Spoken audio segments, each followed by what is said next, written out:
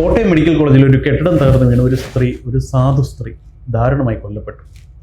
2 ദിവസം ചാനലുകളിലൊക്കെ ഭയങ്കര വാർത്തയായിരുന്നു, വലിയ വിവാദമായിരുന്നു. ആരോഗ്യമന്ത്രി വന്നു, ഇവിടെ ഒരു പ്രശ്നവുമില്ല, എല്ലാം പെർഫെക്റ്റ് ആണെന്ന് പറഞ്ഞു.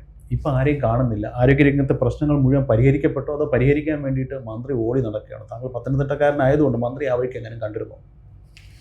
മന്ത്രി ശരിക്കും പറഞ്ഞാൽ വീണ ജോർജിന് ചെയ്യാൻ പറ്റുന്ന ഏറ്റവും വലിയ കാര്യം നമ്മുടെ ഈ ഹൈക്കോടതിയിൽ എഴുതി വെച്ചിട്ടുള്ള സത്യമേവ ജയതേ എന്ന് പറഞ്ഞതുപോലെ എല്ലാ മെഡിക്കൽ കോളേജും സർക്കാർ ആശുപത്രിയുടെ മുകളിൽ ഒരു ആപ്തമാക്കി എഴുതി വെക്കണം.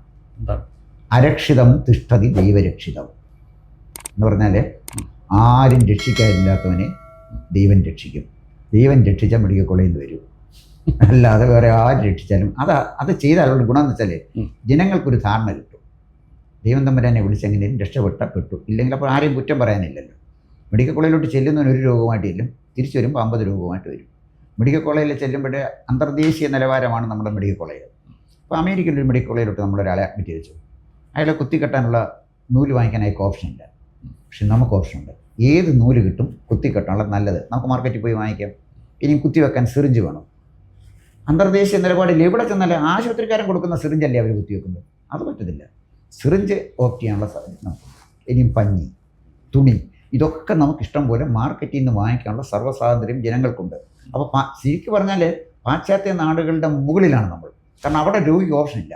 ഇവിടെ ഓപ്ഷനുണ്ട്. ഇവിടെ ഓപ്ഷനേ ഉള്ളൂ. അപ്പോൾ 2 ഓപ്ഷൻ ഉണ്ട്. നിലത്ത് കിടക്കുമ്പോൾ ഇവിടെ കിടക്കണോ അതോ വരാന്തേ കിടക്കണോ? നല്ലൊരു ഓപ്ഷനല്ലേ. കട്ടിലേ കിടക്കാൻ പറ്റത്തില്ല.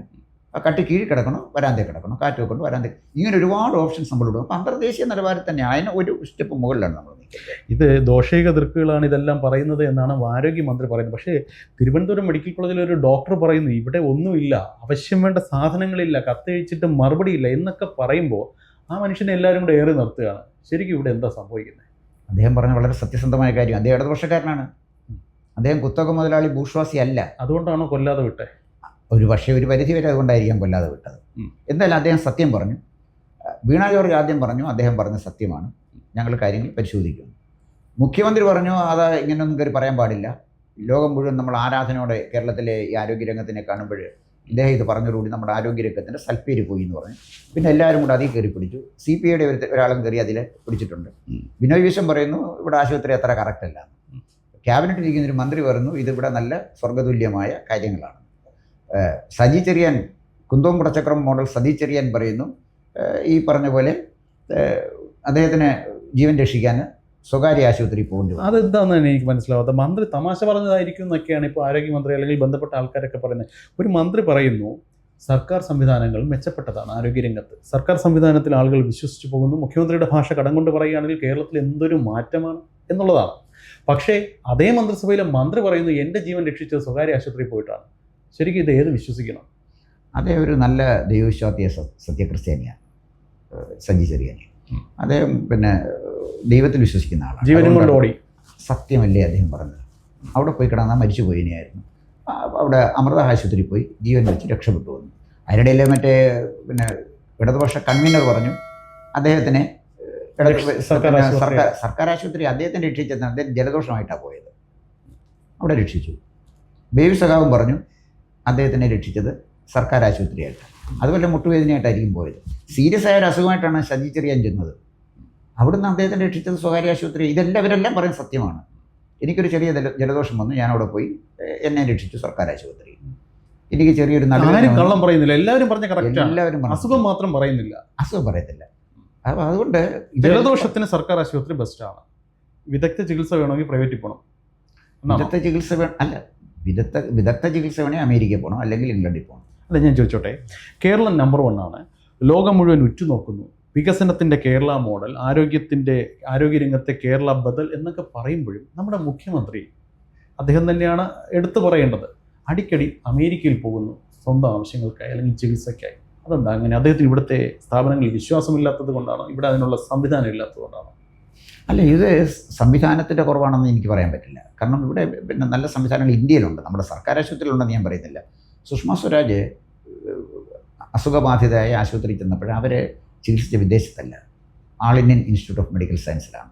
ഇവിടെ നല്ല ചികിത്സ ഇന്ത്യയിൽ കൊടുക്കുന്ന ആശുപത്രികളുണ്ട്. ഒരുപക്ഷെ അദ്ദേഹത്തിൻ്റെ രോഗത്തിന് ലോകത്തിൻ്റെ ചികിത്സ വേണം എന്ന് തോന്നി മുഖ്യമന്ത്രി അദ്ദേഹത്തിൻ്റെ ആരോഗ്യം സംരക്ഷിക്കാൻ അമേരിക്കയിൽ പോകണമെന്ന് അദ്ദേഹം തോന്നിയാൽ നമുക്ക് കുറ്റം പറയാനൊക്കത്തില്ല. കാരണം അദ്ദേഹത്തിൻ്റെ ജീവിതം നമുക്കും പ്രധാനപ്പെട്ട കാര്യമാണ്. കാരണം അദ്ദേഹം നമ്മുടെ മുഖ്യമന്ത്രിയല്ലേ. അപ്പോൾ ഏറ്റവും വിദഗ്ധ ചികിത്സ കേരളത്തിലെ മുഖ്യമന്ത്രി കൊടുക്കണം എന്നുള്ള കാര്യത്തിൽ തർക്കമൊന്നുമില്ല.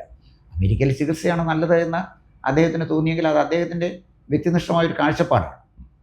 നമുക്ക് തോന്നാം ഇവിടെ ചെയ്താൽ പോലെ ചികിത്സ, അങ്ങനെ പറഞ്ഞിട്ട് കാര്യമില്ല. അത് അദ്ദേഹത്തിന് അവിടെ ചോയ്സ്, അദ്ദേഹത്തിന് ചോയ്സ്. പക്ഷേ കേരളത്തിലെല്ലാം മികച്ചതാണ് എന്ന് അവകാശപ്പെടുന്ന ഒരാൾ അമേരിക്കയിൽ പോകുമ്പോൾ അവിടെ ഒരു ധാർമ്മികതയുടെ ഒരു ചോദ്യം വരില്ല എന്നുള്ളതാണ് പ്രശ്നം. അല്ല, എല്ലാം മികച്ചതാണ് നമുക്ക് സംബന്ധിച്ചിടത്തോളം കാര്യങ്ങളാണ്. All are equal, some are more equal എന്ന് നമ്മൾ പറയത്തില്ലേ. എല്ലാവരും തുല്യരൊക്കെയാണ്, അത് പറ്റും. ഇതിൻ്റെ പ്രോബ്ലം എവിടെയാണെന്ന് ചോദിച്ചാൽ മുഖ്യമന്ത്രി മാത്രമല്ലല്ലോ ചികിത്സയ്ക്ക് പോയിട്ടുള്ളത്. KPCC പ്രസിഡന്റ് ആയിരുന്നപ്പോൾ കെ സുധാകരൻ US ചികിത്സയ്ക്ക് പോയിട്ടുണ്ട്. അദ്ദേഹത്തിന്റെ ചെലവിലാണോ പാർട്ടി ചെലവിലാണോ എന്നുള്ളത് വ്യക്തമല്ല. പക്ഷെ അദ്ദേഹം പോയിട്ടുണ്ട്. VM സുധീരൻ പോയിട്ടുണ്ട്. ഒരുപാട് പേരുണ്ട്. VM സുധീരൻ, എല്ലാവരും പോയിട്ടുണ്ട്. പക്ഷേ അന്നത്തെ കാലത്തെ കേരളത്തിന്റെ ആരോഗ്യരംഗത്തെക്കുറിച്ച് അന്നത്തെ ഭരണാധികാരികൾ ഇത്ര കണ്ട് അവകാശവാദം ഉന്നയിച്ചിട്ടില്ല. എനിക്ക് തോന്നുന്നു കേരള ചരിത്രത്തിൽ ഇത്രയധികം ആരോഗ്യ തള്ളുകൾ നമ്മൾ കേട്ടിട്ടില്ല. പക്ഷേ ഇന്നത്തെ സാഹചര്യത്തിൽ, എസ്പെഷ്യലി കോവിഡിന് ശേഷം ലോകം മുഴുവൻ കേരളത്തെ ഉറ്റുനോക്കുന്നു എന്ന് പറയുന്ന ഒരു സംസ്ഥാനത്ത് നിന്നുകൊണ്ട് നമ്മൾ അമേരിക്കയിൽ പോകുമ്പോൾ അതൊരു ചോദ്യമല്ലേ. പണ്ട് VS അച്യുതാനന്ദൻ പല്ല് മാറ്റി വെക്കാൻ ബ്രിട്ടനിൽ പോയിട്ടുണ്ട്.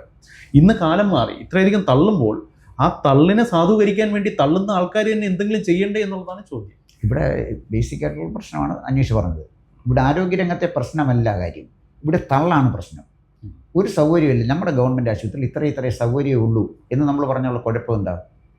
ഇത് ലോകോത്തരം, അമേരിക്കയെക്കാട്ടി നല്ലതാണ്, ഇംഗ്ലണ്ടിനെക്കാട്ടി നല്ലതാണ് എന്ന് പറയുക. ലോകോത്തരത്തിൽ കുറഞ്ഞൊന്നും എടുക്കുന്നില്ല. അപ്പം ലോകോത്തരത്തിൽ ഈ വെച്ചുകൊണ്ടിരുന്നുകൊണ്ടാണല്ലോ ഈ പ്രശ്നം വന്നത്.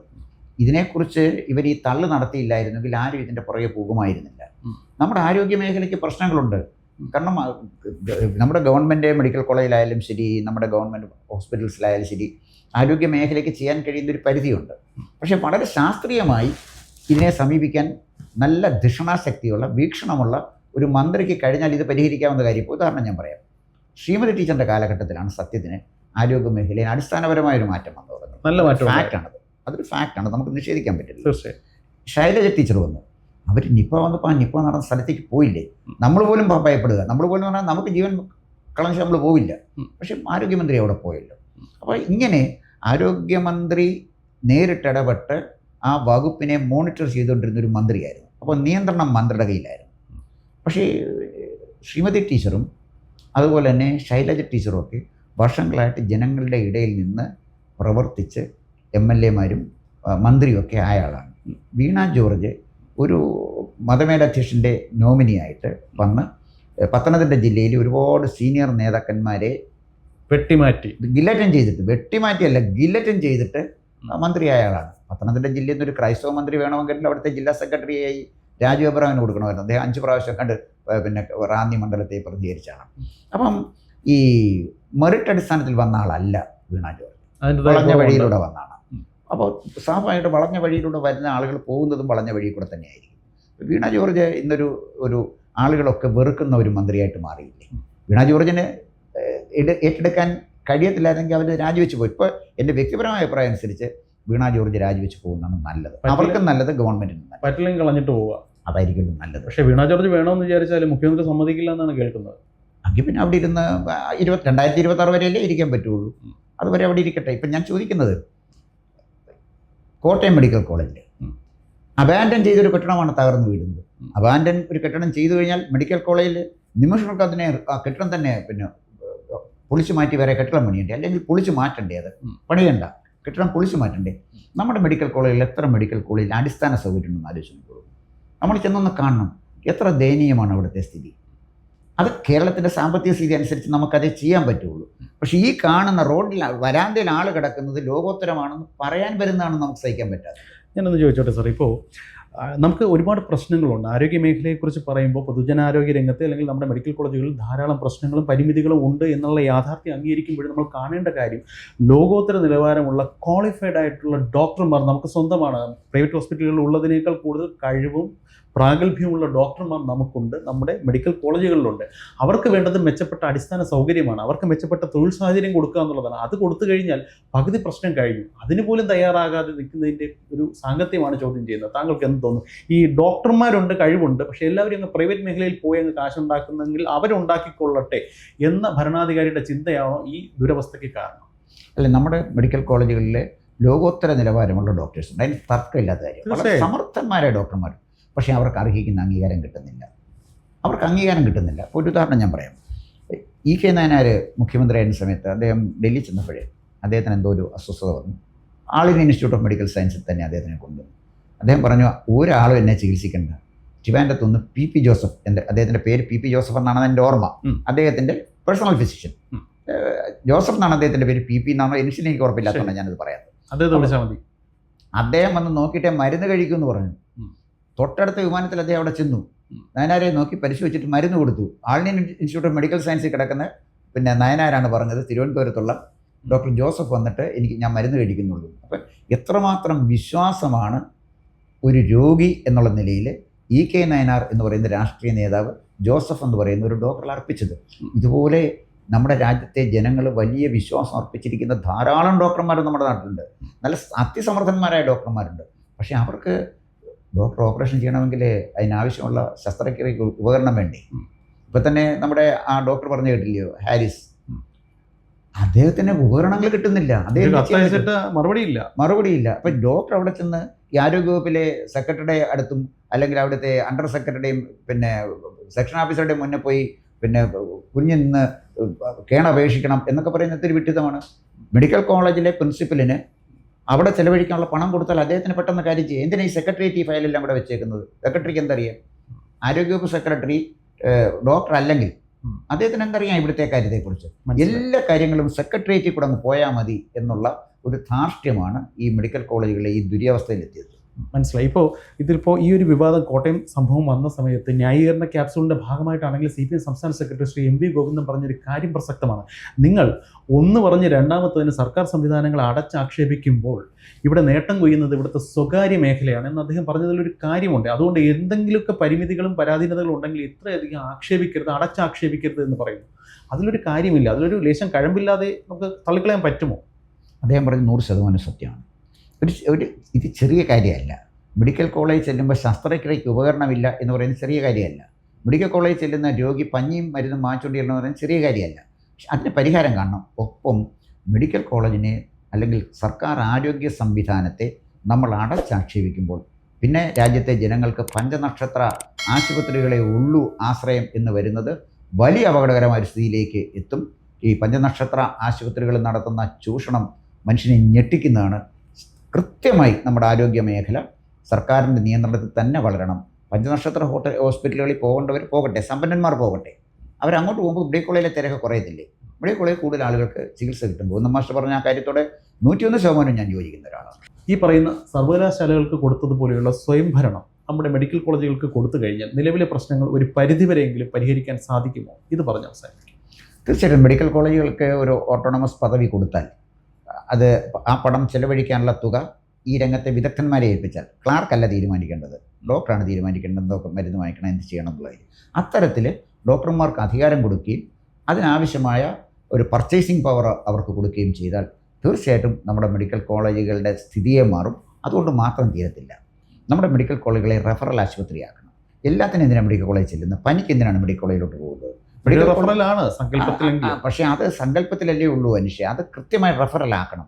നമുക്ക് അതിന് ചെയ്യേണ്ട അടിസ്ഥാനപരമായി ആദ്യം ചെയ്യേണ്ടത് അത്യാവശ്യം ചികിത്സ വേണ്ടുന്ന ഒരു 70% രോഗികൾക്കും നമ്മുടെ കമ്മ്യൂണിറ്റി മെഡിക്കൽ സെൻ്ററുകളിൽ കിട്ടുമല്ലോ, അല്ലെങ്കിൽ താലൂക്ക് ഹോസ്പിറ്റൽ അതുപോലെ ഡിസ്ട്രിക്ട് ഹോസ്പിറ്റൽ, ആ സ്റ്റൈലിൽ കാര്യങ്ങൾ മാറ്റുകയും അത്യാവശ്യം സമ്പത്തുള്ള ആളുകൾക്ക് ഒരു സബ്സിഡി റേറ്റ് കൊടുത്തിട്ട് ഈ അവരുടെ കയ്യിൽ നിന്ന് ഫീസ് ഈടാക്കുകയും ചെയ്യുന്നത് ഒരു തെറ്റുമില്ല. അപ്പം 5000 രൂപ സ്കാന് മറ്റൊരു പഞ്ചനക്ഷത്ര ഹോസ്പിറ്റലിൽ കൊടുക്കണമെങ്കിൽ മറ്റൊരാൾക്ക് അത് 2000-നോ 1000-നോ നമ്മുടെ മെഡിക്കൽ കോളേജുകളിൽ കൊടുത്താൽ ഗവൺമെൻറ് വരുമാനവുമാകും. അനാവശ്യമായ സബ്സിഡി അർഹിക്കാത്ത ആളുകൾ കൊടുക്കുകയും വേണ്ട. അത്തരം ചില കാര്യങ്ങളിലേക്കൊക്കെ നീങ്ങുകയും നമ്മുടെ മെഡിക്കൽ ആതുര ശുശ്രൂഷ രംഗം അടിസ്ഥാനപരമായ ചില മാറ്റങ്ങൾക്ക് വിധേയമാക്കുവാൻ കഴിയുന്ന വിധത്തിൽ സ്വപ്നം കാണാൻ കഴിയുന്ന ഒരു മന്ത്രിയായിരിക്കണം നമ്മുടെ സംസ്ഥാനത്തുണ്ടാകേണ്ടത്. ആ സ്വപ്നം യാഥാർത്ഥ്യമാക്കാൻ ഇച്ഛാശക്തി, രാഷ്ട്രീയമായ ഇച്ഛാശക്തിയും ഭരണപരമായ ഇച്ഛാശക്തിയും ഉള്ള ഒരു മന്ത്രിയായിരിക്കണം നമ്മുടെ രാജ്യത്ത്. ഒരു ഏതെങ്കിലും ഒരു പാവക്കുട്ടി മന്ത്രിയായാൽ ഒരിക്കലും ഇതൊന്നും നടക്കില്ല, അത് ശരിയുമല്ല. ഏതായാലും നല്ല തീരുമാനങ്ങൾ വരും എന്ന് തന്നെ നമുക്ക് പ്രത്യാശിക്കാം. കൂടുതൽ വാർത്തകളും വിശേഷങ്ങളും നേരിട്ട് ലഭിക്കാൻ ജനങ്ങളിൽ നിന്ന് ജനങ്ങളിലേക്ക് ജനഭൂമി ന്യൂസ് സബ്സ്ക്രൈബ് ചെയ്യൂ. ബെൽ ബട്ടൺ അമർത്താനും മറക്കരുത്.